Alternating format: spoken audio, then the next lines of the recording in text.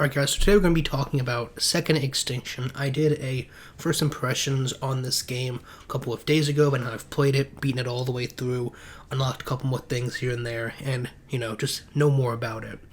And so if you haven't watched that video, I essentially end it by saying, is it worth $20 if you don't have Game Pass? I don't think so, and I stand even stronger by that now, at least in the state it's in now with only 6 levels. It's definitely not worth that $25 price tag. Now, that's different if you have Game Pass, because the game ends up free, or if you buy Game Pass just for this game, $5, I would say that is worth it. There is fun to be had in this game. It's a dinosaur shooter.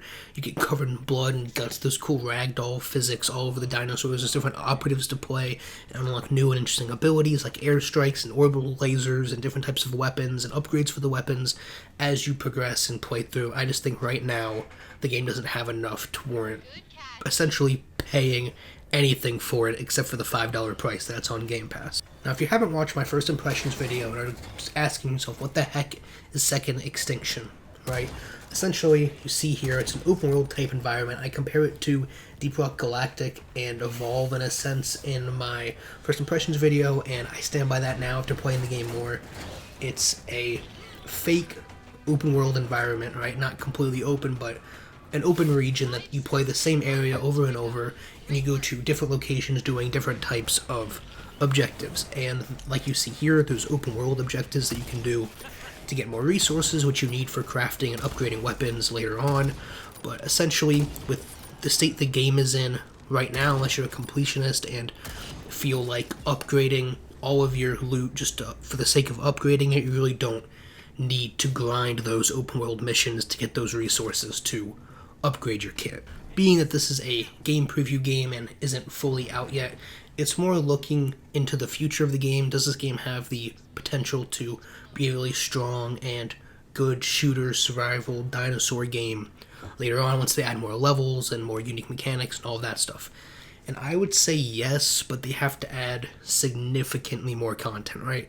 Maybe add 2 or 3 new maps, triple the number of levels on each map, have different unique locations. I honestly, unless they make it significantly harder, don't really see a point to grind towards the end game. They need bigger dinosaurs as well. I talk about my first impressions video, how difficult the game is playing by yourself.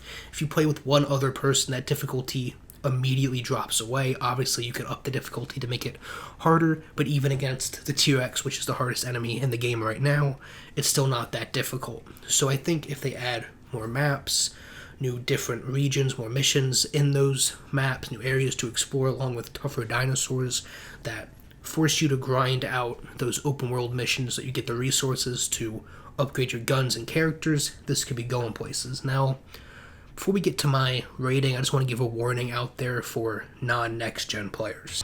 So if you're playing on a base Xbox, I can't speak for a PS4, or even a Xbox One X, not the Series X, the One X, can't speak for the PS4 Pro, but the game does struggle immensely with frame rate when there are a bunch of dinosaurs on screen, which is a majority of the time.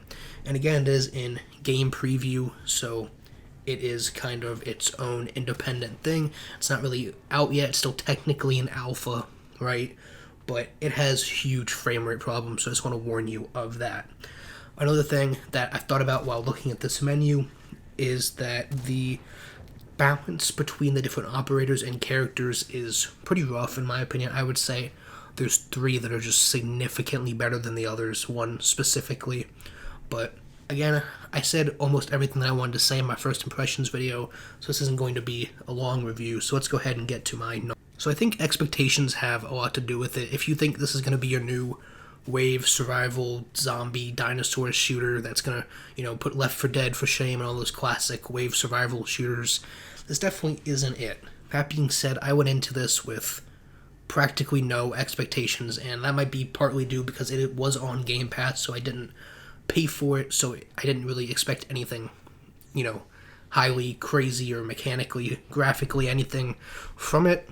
But overall, I think this game is a solid 6 where it is right now, right? It's above average. It does interesting things with the characters and the gadgets and the dinosaurs and gore and all of that stuff, but it doesn't have enough content there to warrant paying $25 for it.